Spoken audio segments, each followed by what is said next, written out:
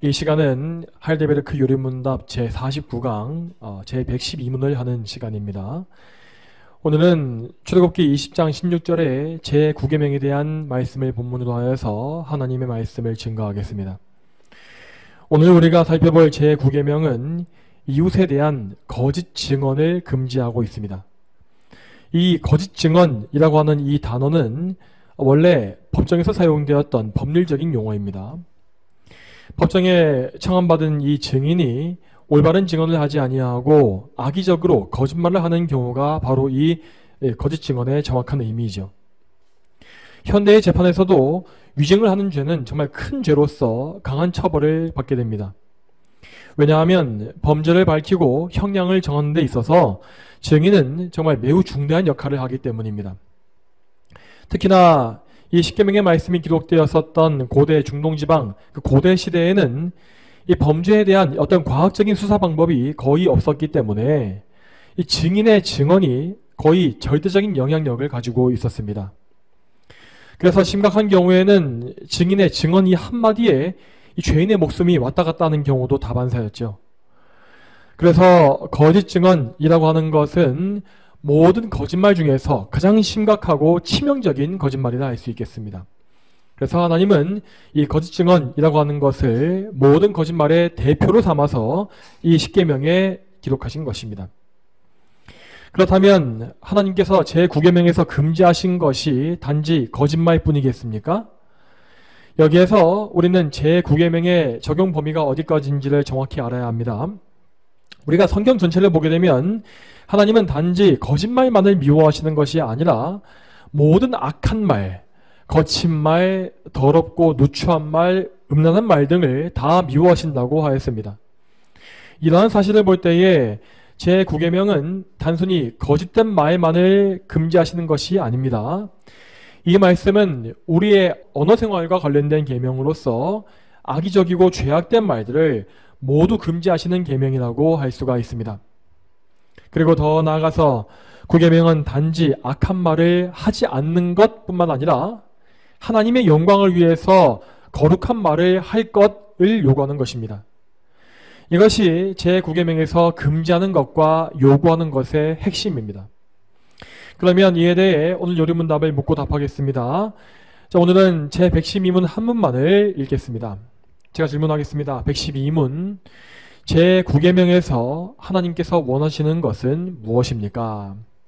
내가 어느 누구에게도 거짓 증언을 하지 않고 다른 사람의 말을 왜곡하지도 않고 뒤에서 헐뜯거나 중상하지 않으며 어떤 사람의 말을 들어보지 않고 성급히 정죄하지 않으며 다른 사람이 성급히 정죄하는 데에도 참여하지 않기를 원하십니다.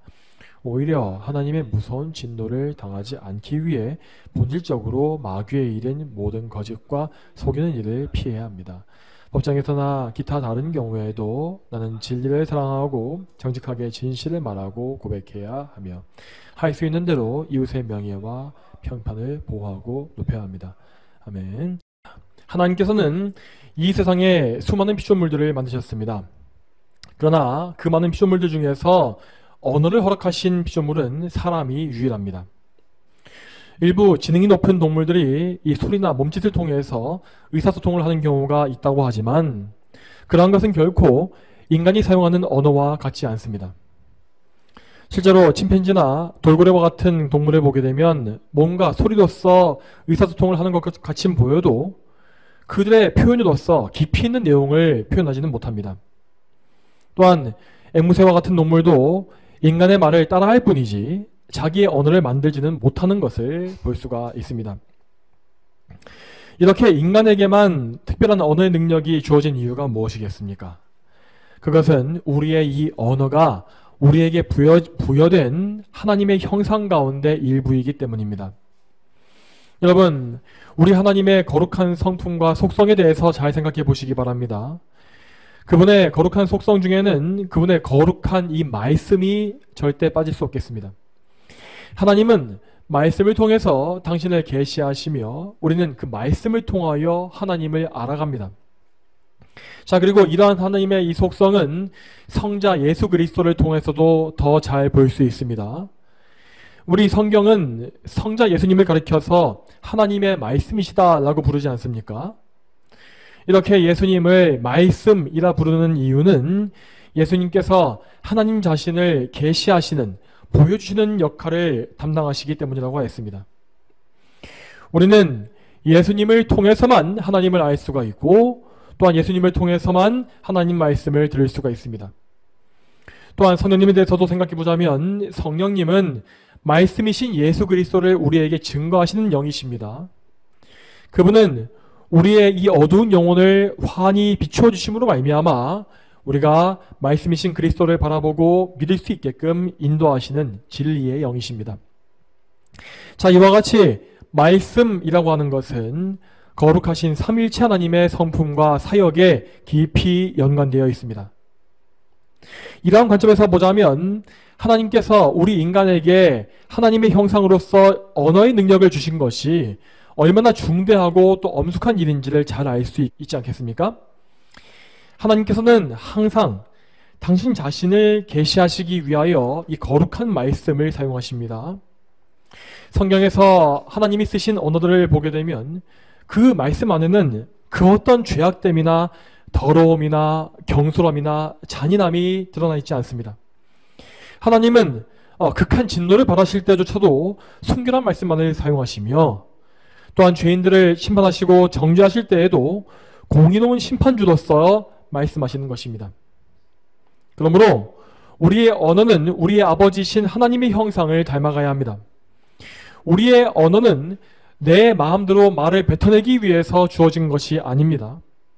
또한 언어는 나를 즐겁게 하기 위해서 주어진 것도 아니요, 나 자신을 높이거나 나의 정욕을 채우기 위해서 주어진 것도 절대 아닙니다. 우리의 이 말은 우선적으로 하나님의 영광을 위하여 주어진 것으로서 하나님을 예배하고 하나님과 교제하기 위하여 우리에게 주신 선물입니다. 즉, 하나님은 하나님을 사랑하라 라고 말씀하신 이 첫 번째 계명을 지키기 위한 도구로서 언어를 쓰게끔 주신 것입니다.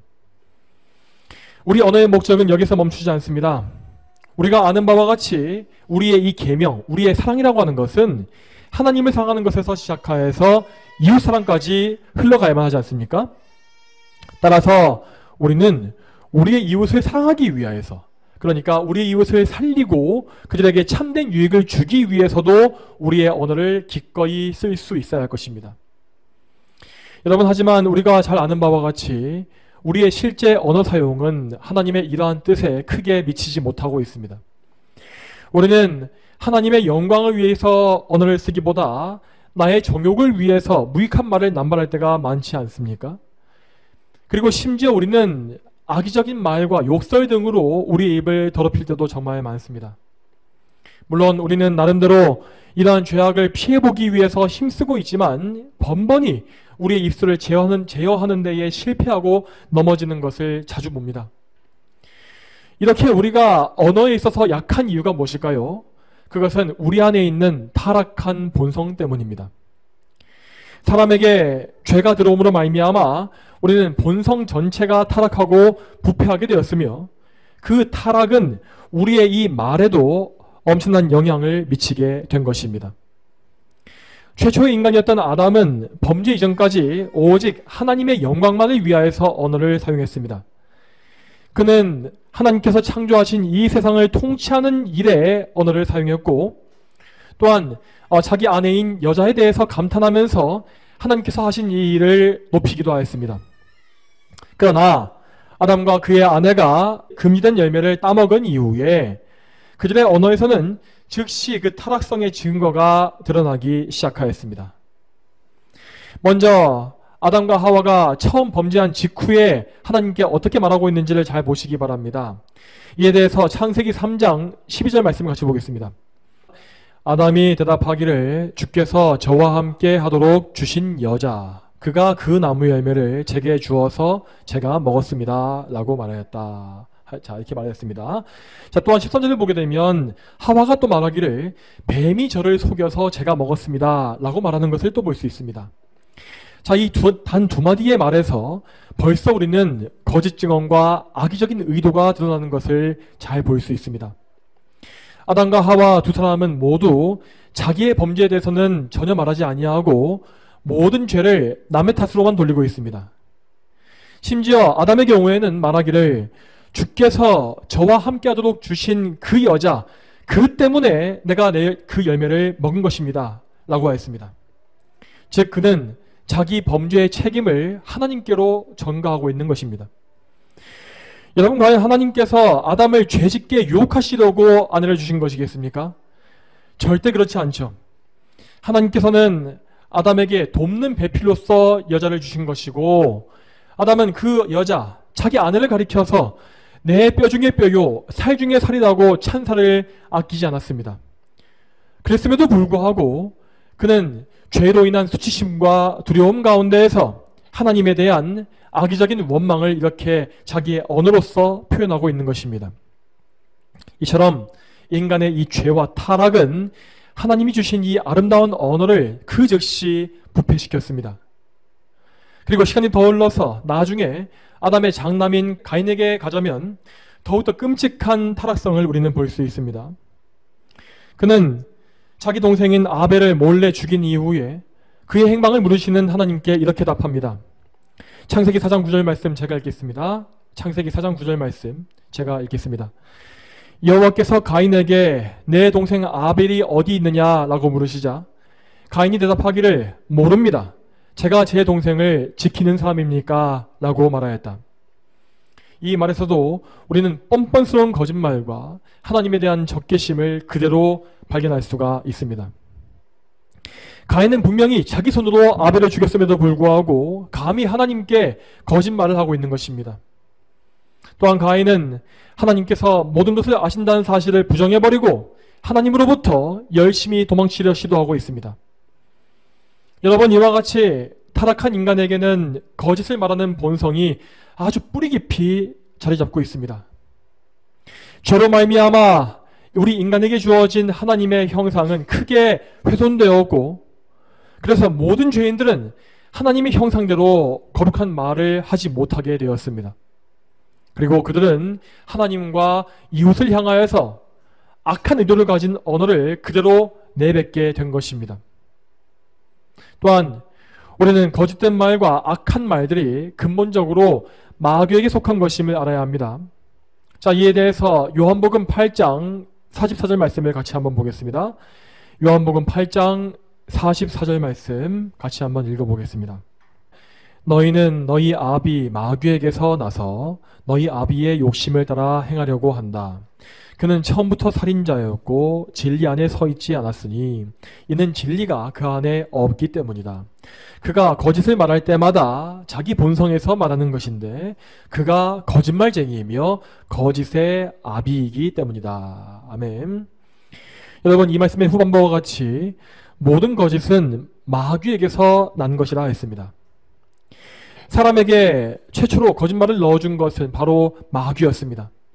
그래서 죄인들은 그의 타락한 본성을 따라서 악한 말, 거짓의 말을 할 때마다 마귀에게 속한 이런 악한 일에 동참하게 되는 것입니다.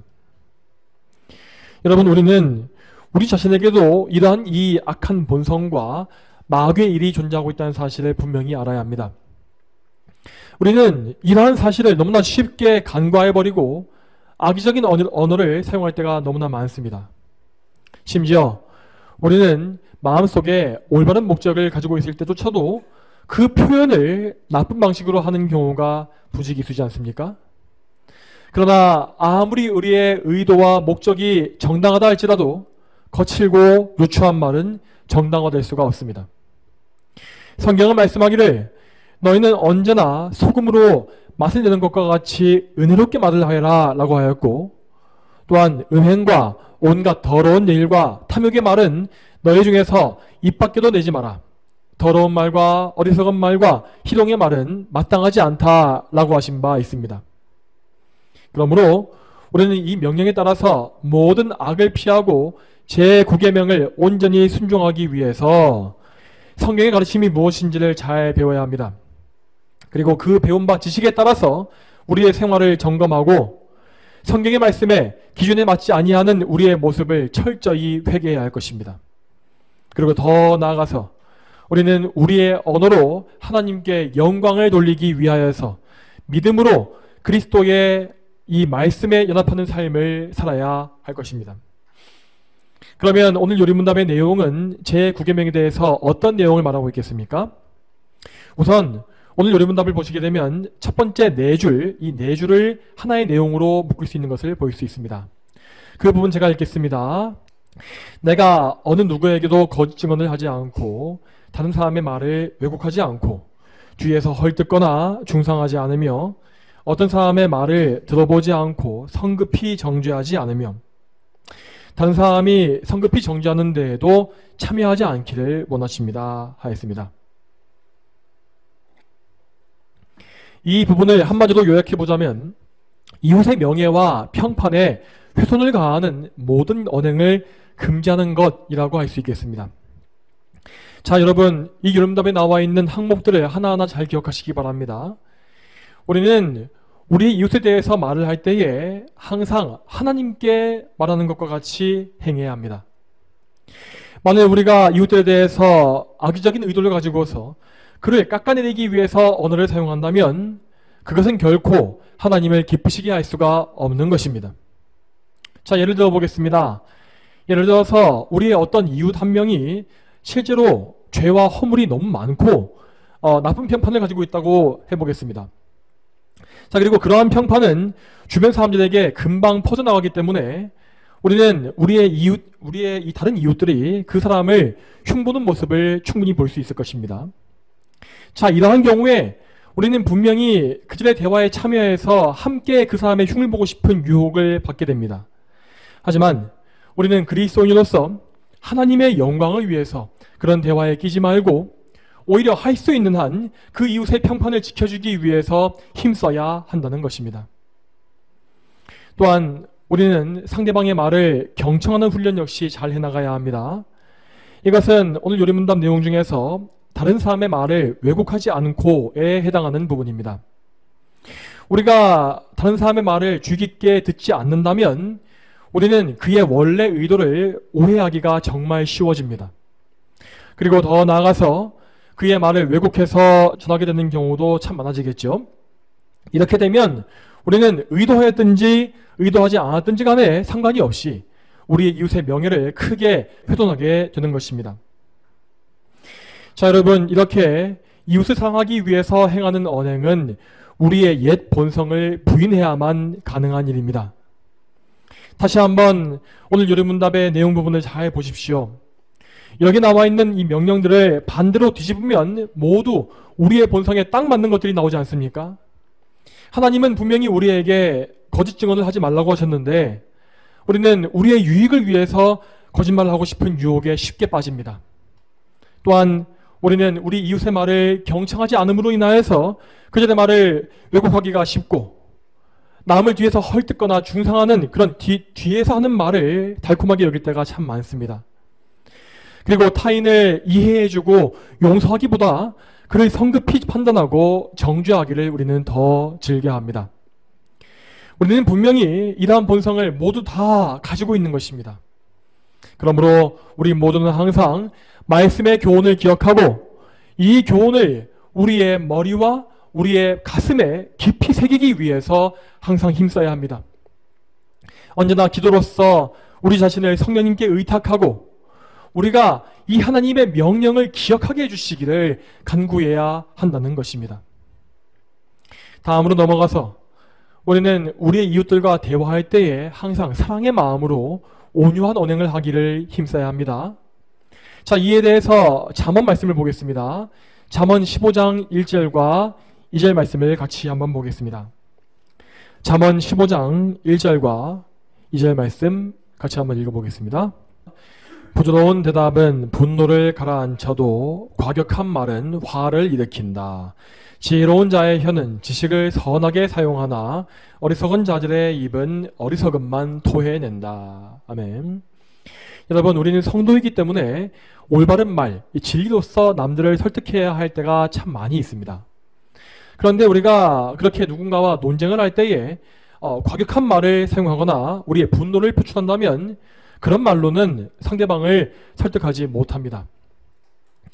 최근에 미국에서 안타까운 희생을 당하셨던 이 찰리 커크라는 분을 모두 아실 것입니다. 이분은 생전에 정말 많은 청년들을 대면하면서 토론해왔던 분이시기 때문에 항상 삶 속에서 논쟁과 다툼에 휘말릴 위험에 처해 있었습니다. 실제로 찰리 커크를 상대했던 좌파 청년들은 거친 표현이나 욕설을 내뱉으면서 그를 도발하는 경우가 참 많았죠. 그럼에도 불구하고 이 찰리 커크라는 분은 단 한 번도 흥분해서 화를 내거나 싸움을 벌인 일이 없었습니다. 항상 그는 논쟁 가운데에서도 차분한 말투와 유순한 태도로서 대화를 했기 때문에 많은 사람들을 탐복시키고 설득해낸 것을 우리는 볼 수 있었습니다. 이렇게 겸손하고 온유하면서도 또 지혜로운 말로 인하여서 그는 자기가 믿고 있는 바 기독교 세계관과 그 사상을 효과적으로 전파하였고 또한 많은 사람들에게 복음을 전파하여 그들을 구원하는 열매를 맺었습니다. 여러분, 지금 이 시대에 우리는 이 부드러운 말과 온유한 자세를 가지기 위해서 정말 많이 기도하고 또 노력해야 합니다. 요즘 유튜브나 뉴스를 보게 되면 정말 날마다 나라가 망국의 길로 달려가고 온갖 흉악한 계획과 끔찍한 일이 벌어지는 것을 계속 볼 수 있지 않습니까? 그러한 일을 실행하는 저 좌파 정치인들과 그 동조 세력을 볼 때에 우리는 마음속이 거칠어지기가 참 쉽습니다. 이 때문에 우리는 너무나 자주 거친 말을 내뱉고 악인들에 대해서 복수심에 불탈 때가 참 많지 않습니까? 그리고 나서 우리는 그렇게 미움과 복수의 말을 내뱉은 뒤에 우리 자신을 정당화하는 생각을 할 때가 또 많습니다. 나의 이 생각은 성경적으로 올바르기 때문에 이렇게 거친 표현을 하는 것도 정당하다라는 것입니다. 또한 더 나아가서 그럴 때 보통 우리는 예수님께서 바리새인들에게 하셨던 심판의 말씀을 떠올릴 때가 또 많습니다. 예를 들어서 예수님은 바리새인들에 대하여서 독사의 자식, 회칠한 무덤과 같은 매우 강한 표현을 사용하신 것을 우리는 알고 있지 않습니까? 자, 그렇다면 예수님께서 이렇게 거친 표현을 쓰셨던 이것이 우리의 언행을 정당화해 줄까요? 그렇지 않습니다. 우리는 항상 예수님의 말씀과 우리 언행의 차이를 잘 생각해야 합니다. 우선 예수님의 말씀들은 단지 악인들의 영적인 상태를 있는 그대로 보여주신 표현에 불과했습니다. 예수님은 성자 하나님이시기 때문에 죄인들의 타락한 본성이 어떠한지를 그대로 다 보시는 분입니다. 자, 우리 입장에서 우리는 사실 죄인의 타락한 본성의 그 내면을 정말 있는 그대로 볼 수가 없습니다. 하지만 예수님은 그 끔찍하고 비참하며 더럽기 짝이 없는 그 죄인의 악한 본성을, 그 속에 있는 것을 있는 그대로 다 보시는 분입니다. 그래서 예수님은 그 죄인의 악하고 왜곡된 속마음을 아주 적절한 단어로서 묘사해서 책망하신 것이었습니다. 또한 예수님은 죄악을 미워하시는 하나님의 성품으로 인하여서도 이러한 표현을 사용하신 것입니다. 하나님은 이 인간의 죄를 매우 혐오하시며 절대로 죄악과 함께 하실 수가 없습니다.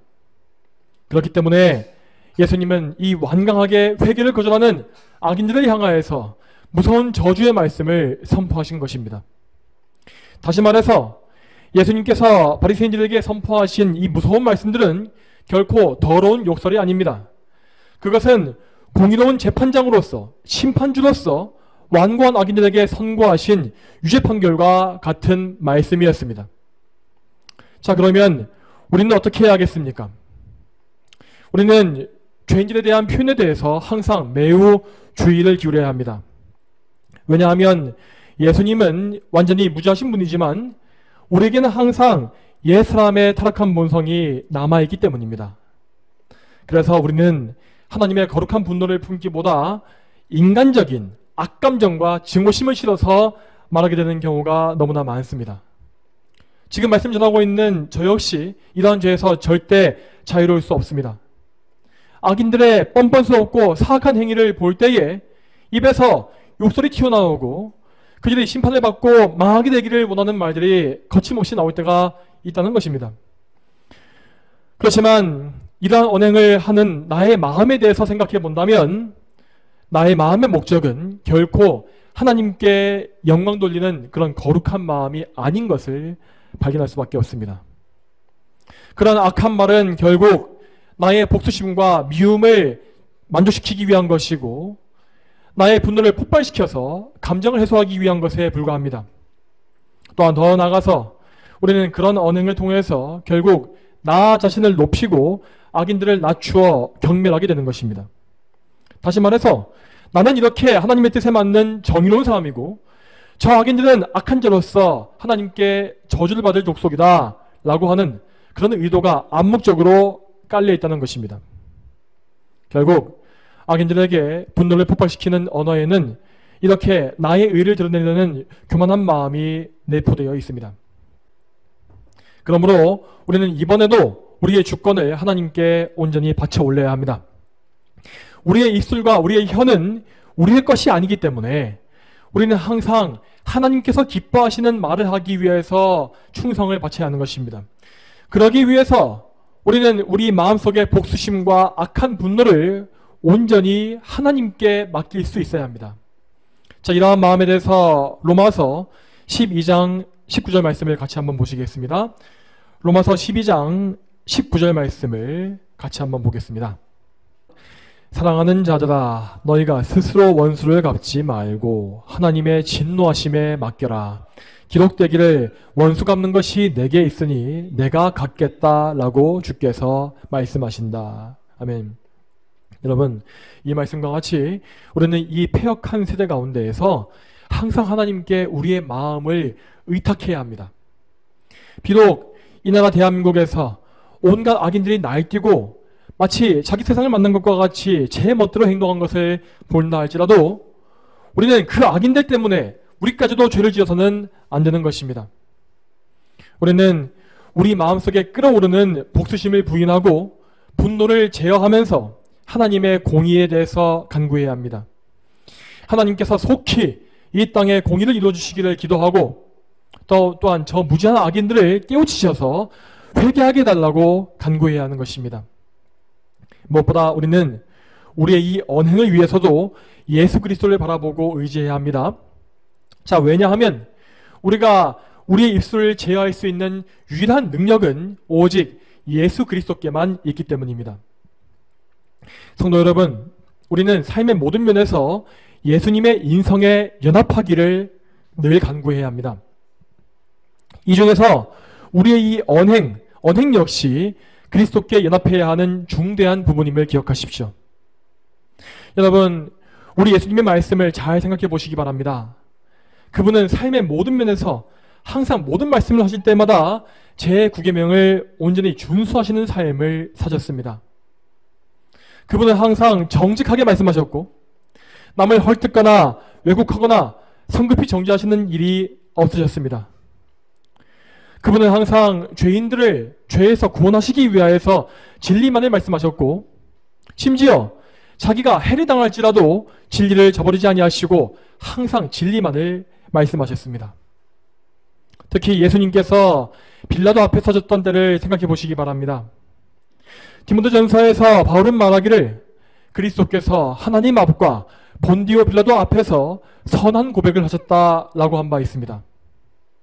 빌라도 앞에서 예수님은 하나님의 희생제물 어린 양으로서 자기의 목숨을 바치실 준비를 하고 계셨습니다. 그래서 그분은 그 재판정 앞에서도 자기를 변호하거나 목숨을 구걸하신 일이 없었던 것입니다. 그 대신 예수님은 빌라도에게 당신의 나라와 하나님의 뜻에 대하여서 진리만을 선포하셨습니다. 물론 그 말씀은 예수님 당신의 생명을 구하는 일에는 아무런 도움이 되지 않았지만 예수님은 오직 하나님의 영광을 위하여서 당신의 입술을 사용하신 것입니다. 또한 저 십자가 위에서도 예수님은 거룩한 언행으로서 하나님께 영광을 돌리셨습니다. 우리가 알고 있는 이 가상칠언에 어떤 말씀이 있었습니까? 제가 한번 읽어보겠습니다. 아버지시여, 저들은 자신들이 무엇을 하는지 알지 못하고 있으니 저들을 용서하소서 하셨고, 내가 진정으로 너에게 말하니 내가 오늘 나와 함께 낙원에 있을 것이다 라고 하셨습니다. 또한 예수님은 어머니 마리아에게 여자여 보십시오. 당신의 아들입니다. 라고 하셨고, 또한 제자인 요한에게 보아라, 내 어머니시다. 라고 하였습니다. 그리고 예수님은 고통 속에서 엘리 엘리 라마 사박다니, 나의 하나님 어찌하여 나를 부르셨습니까? 라고 하셨고, 내가 목마르다 라고 하셨으며, 다 이루었다 라고 하셨고, 마지막으로는 아버지시여 내 영을 아버지의 손에 맡깁니다 라고 말씀하셨습니다. 여러분, 이러한 말씀들이 우리의 언행과 얼마나 다릅니까? 우리가 삶 속에서 극한의 고통과 괴로움을 당한다면 우리는 과연 그때에 예수님과 같이 하나님께 영광 돌리는 언행을 할 수 있겠습니까? 여러분, 우리 예수님의 십자가는 우리의 모든 죄를 대신 지고 하나님의 저주와 심판을 받으신 사건이었습니다. 예수님은 정말로 아무런 죄가 없이 우리의 죄로 인해 하나님께로부터 끊어지고 영혼과 육체에 무한한 고통을 당하신 것입니다. 그럼에도 불구하고 예수님은 그분께 죄를 전가시킨 우리를 원망하거나 저주하신 것이 한마디도 없었습니다. 그리고 예수님은 자신에게 진노와 심판을 퍼부으시는 아버지 하나님 역시 원망하지 않으셨습니다. 특히 예수님은 저 고통의 십자가 위에서도 계속해서 구약 성경의 말씀을 하나하나 헤아리시면서 그 말씀의 예언을 성취하시기 위해서 사력을 다했다고 성경에 나와 있습니다. 그래서 그분의 가상치론 중에는 시편 말씀에 나와 있는 예언의 말씀이 정말 많이 포함되어 있는 것을 볼 수 있는 것입니다. 또한 무엇보다 우리 예수님은 저 십자가 위에서 당신의 말씀으로써 복음을 증거하시기 위해서 힘드셨습니다. 자, 물론 그분은 십자가에 달리신 그분의 모습 자체를 통해서도 복음을 증거하신 것입니다. 하지만 그와 동시에 예수님은 그분의 언행, 그분의 입술을 통해서도 마지막까지 복음을 선포하셨습니다. 여러분, 예수님은 가장 맨 처음에 죄인인 우리를 위해서 기도해 주셨고, 또한 십자가의 강도에게 구원을 선포하셨습니다. 그리고 그분은 고통 가운데서도 부모 공경의 제5계명을 지키는 본을 보여주셨습니다. 이렇게 하심으로써 예수님은 죽기까지 계명을 준행하심으로 우리를 위한 의를 이루셨음을 보여주신 것입니다. 또한 예수님은 당신께서 우리를 대신하여 하나님께 버림받으신 것을 말씀하셨고, 그분께서 하나님과 끊어지심으로써 영적으로 목마르게 되었음도 고백하셨습니다. 그리고 그분은 우리 죄에 대한 모든 대가를 다 치르신 이후에 내가 너희의 모든 죄값을 다 치러내었다 라는 사실을 선포하셨습니다. 예수님께서 다 이루었다 라고 하신 이 말씀은 곧 우리 죄의 빚, 하나님께 지고 있는 우리의 이 무한한 죄의 빚이 모두 청산되었음을 확증하는 선포였습니다. 또한 마지막으로 그분은 아버지께 당신의 영혼을 부탁하심으로써 당신에게 임했던 하나님의 진노가 더 이상 없음을 보여주셨습니다. 여러분, 예수님께 임하였던 하나님의 진노가 없어진 것은 곧 우리의 죄가 모두 해결되었음을 의미합니다. 예수님께서 십자가에서 우리의 죄에 대한 진노의 잔을 모두 받으시고 마셨기 때문에 이제 우리에게는, 여러분께는 더 이상 하나님의 진노와 저주가 남아있지 않습니다. 여러분, 이렇게 우리는 예수님의 모든 말씀 속에서 복음을 들을 수 있습니다. 자, 그렇다면 예수 그리스도와 연합한 우리 성도들은 어떤 언행을 해야 하겠습니까? 우리는 반드시 우리의 입술을 통해서 복음의 증인이 되어야 합니다. 우리가 우리의 이 말을 통해서 할 수 있는 최상의 일은 바로 복음을 증거하는 그 일입니다. 예수님께서는 당신의 생명을 내어주시고 그 값으로 우리를 사신 바 되었다고 했습니다. 그러므로 이제 우리는 예수님의 소유, 예수님의 종으로서 우리의 십자가를 지고서 우리의 주인 되신 예수님의 뒤를 따라가야 하는 것입니다. 이렇게 예수님의 뒤를 따라가는 이 길에는 반드시 고난이 있을 것입니다. 하지만 우리는 예수님 안에서 복음 증거의 이 사명을 끝까지 완수해야 합니다. 하지만 여러분, 이 복음의 증거를 우리의 힘으로서 할 수 있다고 생각하지 마시기 바랍니다. 복음을 선포하는 주체는 내가 아니라 내 안에 계시는 내주하시는 성령님이기 때문입니다. 우리가 복음을 나의 생각과 나의 능력으로서 전하려고 한다면 우리는 반드시 실패할 것이고 열매 역시 볼 수가 없을 것입니다. 그러나 우리가 진리 영이신 성령님께 의지한다면 우리는 그 성령님으로 말미암아 담대하게 복음을 전할 수 있을 것입니다. 이렇게 복음을 증거하는 것은 곧 우리 이웃의 생명을 구하는 일이며 그들에게 영원한 유익을 주는 길입니다. 이것은 하나님께서 뜻하신 바대로 제9계명을 지키는 제일 올바른 길인 것입니다. 사랑하는 성도 여러분, 우리 모두가 하나님의 말씀이신 예수님께 굳게 연합하기를 소망합니다. 그리함으로써 우리가 우리의 이 언행으로 입술과 혀로 하나님께 영광을 돌리고 우리 이웃들 역시 생명으로 인도할 수 있기를 주님의 이름으로 축복합니다. 다 함께 기도하겠습니다. 하나님 아버지, 오늘도 제9계명에 대한 요리문답의 말씀, 이 가르침을 통하여서 우리가 우리의 언행을 어떻게 제어하고 또한 무엇을 회개해야 하며 또한 우리의 언행으로 하나님께 영광 돌리고 이웃을 사랑하는 것이 무엇인지를 보게 하심에 참으로 감사합니다. 하나님, 우리가 이 말씀을 다시 한번 잘 묵상해보고 이 말씀을 어떻게 하면 순종할 수 있을지를 고민하며 하나님께 나아갈 수 있도록 도와주시옵소서. 또한 저희가 하나님의 뜻과 너무나 상반된 우리의 언행을 참 슬퍼하면서 우리 삶 속에서 그 어떤 악취가 풍기지 않게 하나님께 간구하게 하시고 늘 저희의 입술 가운데에서 예수님의 그 향기가, 복음의 향기가 드러날 수 있게끔 하나님께 의지하고 간구할 수 있도록 주여 인도하여 주시옵소서. 감사드리며 예수님의 거룩하신 이름으로 기도 올립니다. 아멘.